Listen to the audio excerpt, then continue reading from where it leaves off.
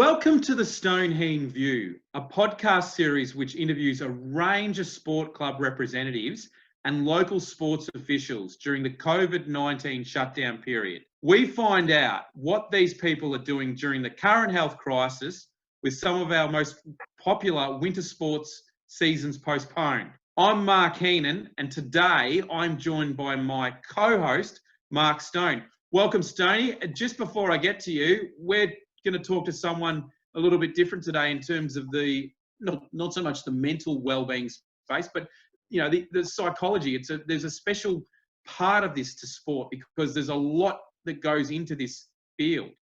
I know this person's work very closely, and Mark, I know that she prides herself on her work, and she's been a psychologist for a long time, and really the insights we'll get from this lady will be pretty profound, and I reckon that be a great chat. Thanks for that, Stoney. Look, today's guest is someone that works as a psychologist in Melbourne, and she's a renowned professional elite sport club psychologist.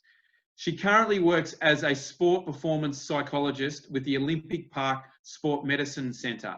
She specialises in eating disorders, athletic transitions with professional sports people going into retirement from elite sport, and she loves working in the area of children's sport. Her current work clients include Collingwood AFLW, the Collingwood Magpies Suncorp Super Netball team, and the Melbourne Storm NRL club. Also an accomplished presenter, she was the co-host of The Science of Sport on SEN 1116 for 7 years. Her role in the sport psychologist space continues to evolve around COVID-19. We welcome to the Heen View sports psychologist Jacqui Louder. Welcome, Jacqui. Oh, thanks, guys. Nice to join you. Well, it's great to have you on the program, and we're going to rotate the questions in between today. And look, I think in some ways it's an area that we haven't really scratched in terms of looking at this space, because our program is not about just interviewing a local coach every week. We want to get a variety, and a lot of people in this pandemic, and there's been a lot of restrictions imposed, and we've seen some already this week that have seen, even the Melbourne area to go into shutdown. I guess my first question is to you, how has your life been impacted via the COVID-19? And not so much just the work hours, what you've done and what's been reduced, but what are some of your attachments to particularly the professional clubs and your main employer? Are you based a lot from home, or how much restriction do you have when you go into those workplaces, and what can you do? Yeah, so originally when we first went into lockdown, from a clinic perspective, it was off-site and just working telehealth, which is basically like Zoom or any of the other, online services. So did that for a few weeks, and then post-Easter, have gradually just increased hours face-to-face at the clinic. It's pretty hard doing mental health work when you don't have that same feel when you're in the same room. So that's been sort of pretty back to normal, and just a few reduced hours. But I guess the biggest changes for me have been with elite sport. So it's been a real roller coaster. With Melbourne Storm is where I spent a lot of my time, and we'd played one round fully with crowds, and then we went to round 2 with no crowds, and round 3 we're then not playing after that. So it was shut down for a while, but I had to still keep working. Obviously, mental health is a pretty big thing, and the club did amazing to keep us all connected and just checking in on the players and also the partners and the club staff. And then when we sort of got back to it, then all of a sudden we've all been moved out of Melbourne. So we had 48 hours to relocate the whole team, all the partners, all the kids. So everyone's based up on the sunny coast. So that's the new home away from home at the moment. And then in the process of working through with the Magpies, with SSN, to see what they're going to do. So there's talk of hubs at the moment. So that'll likely happen as well. And that for the girls could be anywhere from 5 to 10 weeks. That's still being discussed.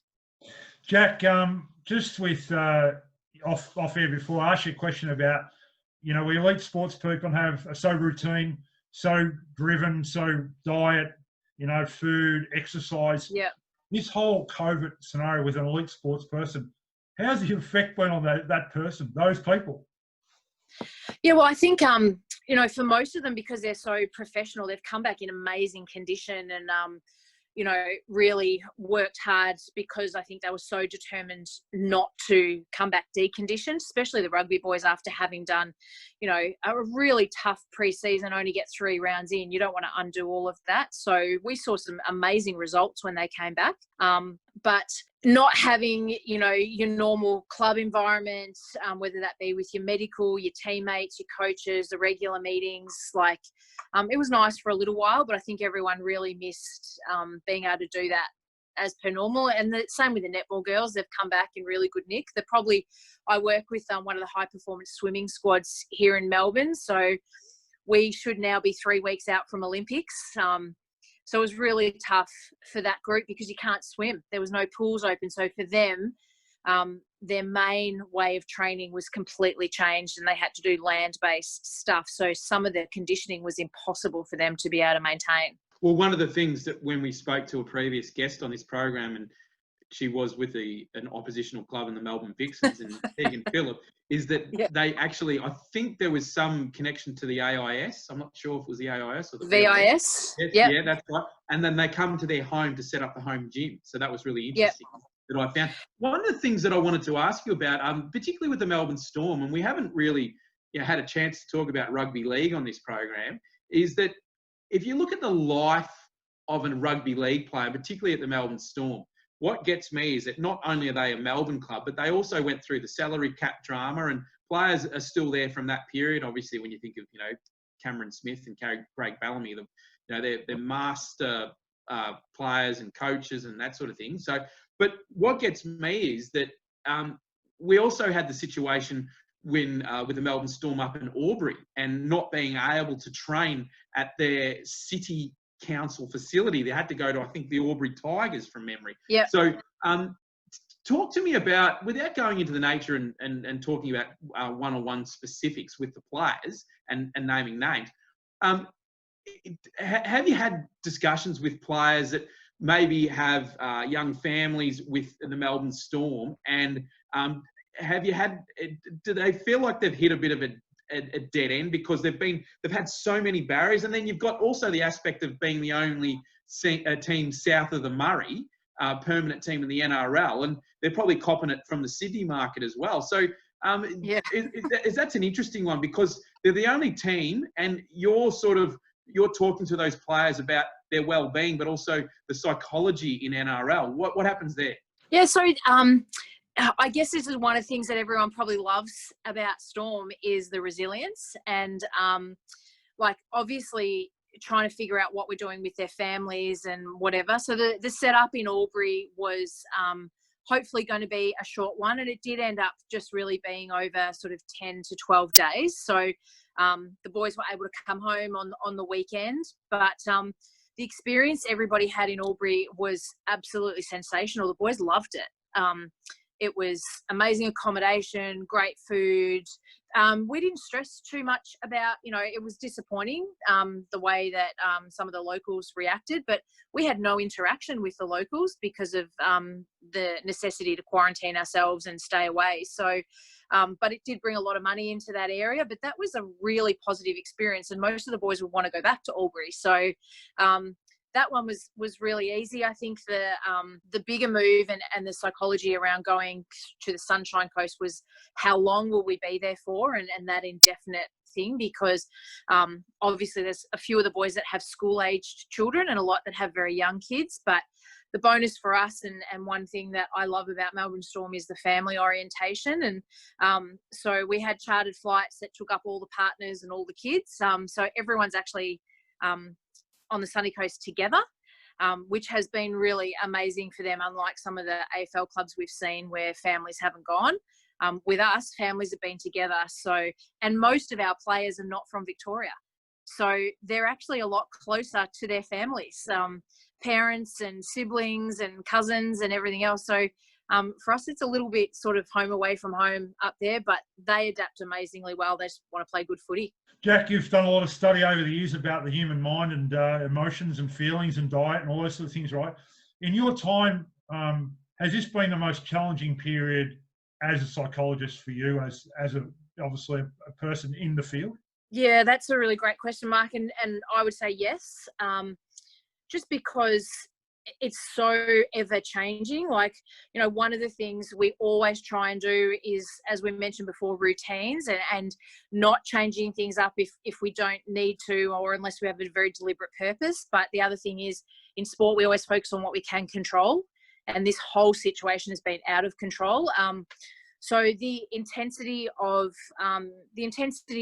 issues and questions, and it's not just the psychology of the players, it's of all the staff, it's of all the families, it's the club, it's the sport itself. So absolutely, this has certainly been the most challenging time I've ever had. And that's why it's also important for us. We make sure as psychologists we have a really tight network of professionals that we give each other support as well. Can you talk to me about, I suppose, pre-COVID, but also COVID period itself, in terms of your working arrangements with your business and what you do? Were you able to work remotely before the onset of COVID? And also, when you're sort of like using the piece in the pie, like how much time does the Olympic Park, as opposed to the professional sporting clubs with the NRL and Melbourne Storm, and also the two Collingwood aspects with the AFLW and the Suncorp Super Netball team, what's the percentage of your working environment there? Yeah, that's a good question. So I'd say probably 60% of my week is clinical at the Sports Medicine Centre, and then I probably spend 10 to 20 hours at Melbourne Storm, and then about 10 to 15 hours through November through till the end of March is AFLW, and then pretty much there's a crossover in terms of that pre-season where netball has started as AFLW are finishing. And then once AFLW is finished, I head straight into 10 to 15 hours with the netball per week. And then swimming is done very early in the morning. So that's like a 5 to 7:30 sort of a.m. So yeah, so it's a very busy week, and it chops and changes depending on what's going on. Always I've been able to work remotely with a lot of patients that are up the country. A lot of my athletes that see me through the clinic are international. So they might be tennis players, cyclists, so golfers. So they're moving around the world all the time. So rather than changing psychologists, which you're not going to do, I'll probably end up doing a number of Skype calls per week anyway. So that forum hasn't been new. It's just been a lot more consistent with your everyday patients that you've had to do it. Jack, you would have, over the period of time you've been doing your role and professionally, and you would have dealt with the sports person, but I'm sure now that there's families, wives, partners, kids involved, there'd be a lot more work with the other half as far as psychology goes. Is that correct? Yeah, I mean, for Storm, a big part of my role has always been the partner network. So we have always had a program with the girls where we do functions through the year. We have a WhatsApp group where we communicate. They're a huge part of the club. So we're probably in a very good position in that we have always acknowledged how important they are. And we've continued to do that through this whole period, because at the end of the day, that's who the boys go home to, and it's important for us to know if, they're struggling and whatever. So the girls are a really great source of information and support. It's probably more, I guess we haven't done it so much with netball or some of the other sports. So that's been quite new, having to factor that in, because we've never had to have hubs before. What are some of the challenges you faced with the AFLW team in terms of, we think about people like Shani Layton, who's come over from netball but goes into AFLW, and just, I suppose, the crossover, because there's the number of netballers that have actually done that crossover. I think Ashley Brazel's another player as well that does the combination of the football and the netball. But in terms of the AFLW, because obviously there is a concern around the rate of injuries as well. So how does that, how do those aspects, because don't get me wrong, I'm not trying to say women aren't built to play football or anything like that, but if they're new to the sport and they're having injuries, I mean, surely that has an impact on their psychology? Yeah, for sure. I mean, the thing is that females have more lax joints anyway, a lot more mobility and stuff like that. So as this game gets faster and the girls are getting stronger, you're still going to see higher rates of ACLs and that with the girls because we're built differently. So we understand that risk and the girls understand it as well. I think when you've got players like Shani Layton and Ash Baraz who have been elite athletes for a long time, they're amazing to put into a new environment with a lot of the girls who have come from basically playing local football.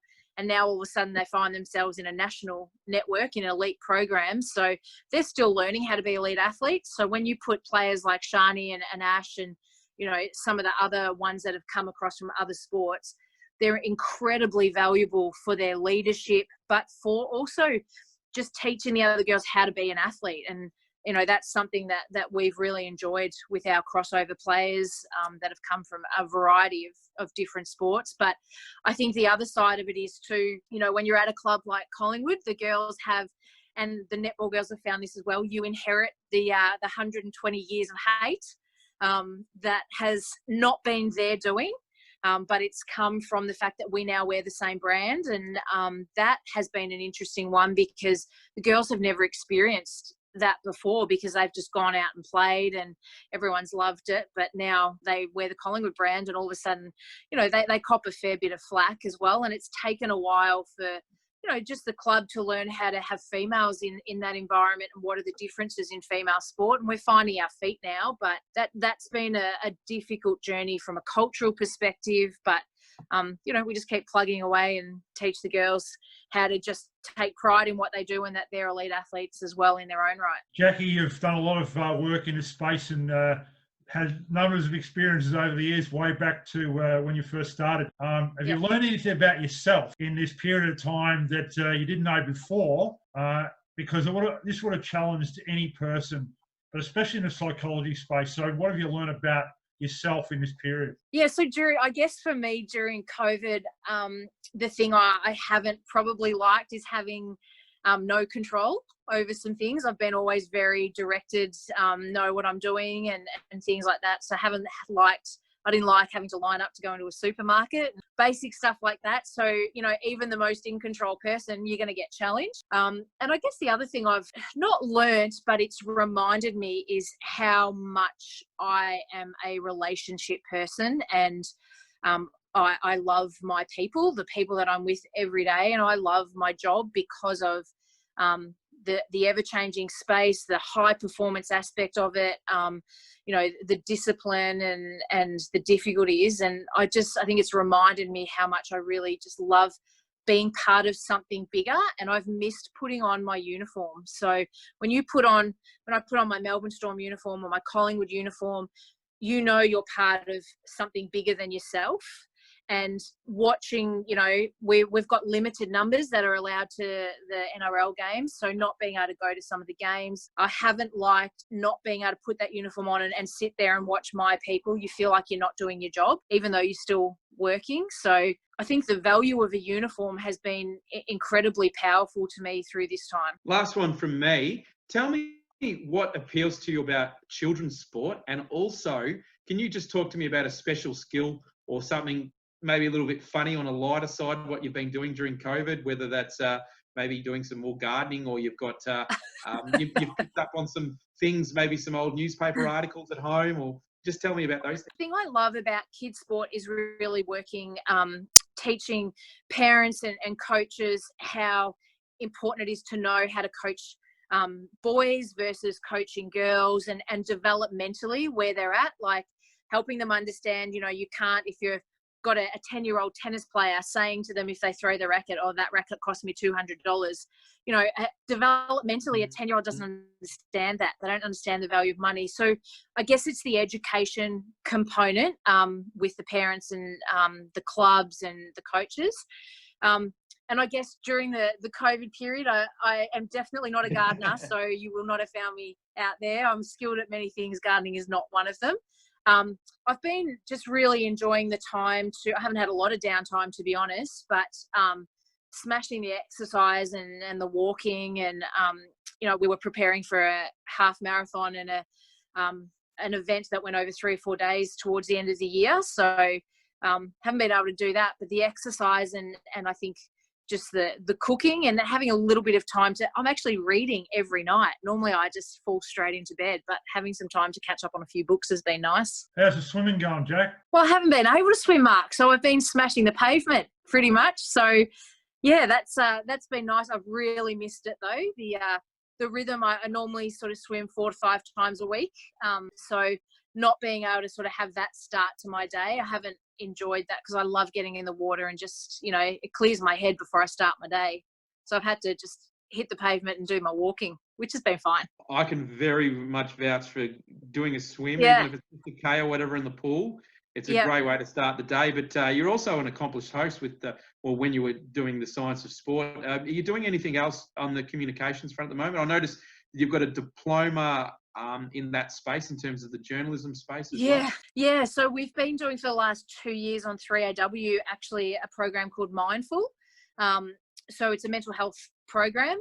So I'm doing that program with Justin Smith, who's a journalist with 3AW, and also with Major Brendan Nottle from the Salvation Army.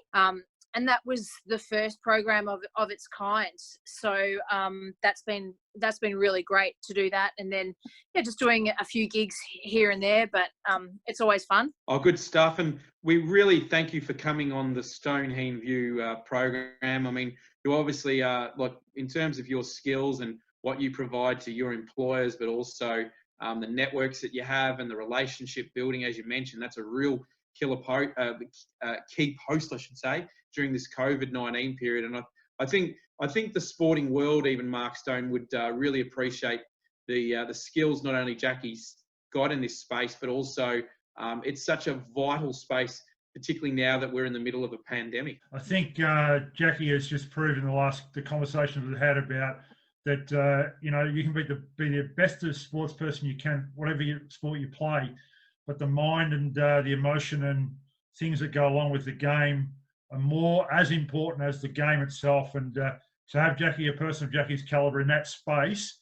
is really important. And the people that are working with her are very lucky to have her in that environment. And Jacqui worked at Werribee few years ago, and we'll talk about it today. So it has been a great chat. And also, obviously, that human side of the sport as well. So, Jacqui, thanks for being on the Heen View podcast. We're really excited about this podcast. We just came back from our first sponsored podcast last week out at a business, and we'll be at a few new businesses next week and the week after to talk about what we're doing and also have some great guests. So we really appreciate your time, and good luck also in that communication space outside psychology. Thanks so much, guys. Appreciate you having me. Not a problem. And Mark Stone, what a great guest. And obviously you can get inside the Heen View with our program where we're coming to you obviously next week from the Driftwood Cafe, which is a great establishment in Ocean Grove and a great cafe. And we're going to be talking to a couple of businesses there. So you can get in contact with us, type in the Heen View on Facebook and the Heen View on Instagram. Our podcast is also available on Apple Podcasts under the Heen View, Spotify, and also Podbean. And you're doing some great work on the YouTube channel as well. And even last week when we had our chat with the people down at the Ocean Grove Hotel and Sean Stowe, you got that all up, and well done to your efforts in overlaying the vision. Yeah, it was really great. YouTube, people can go back and have a look at the interviews, and just a bit of a reminder of what we're doing for local sport, Mark. And again, we'll talk to you next time on the Heen View podcast. Bye for now. We'll talk to you soon.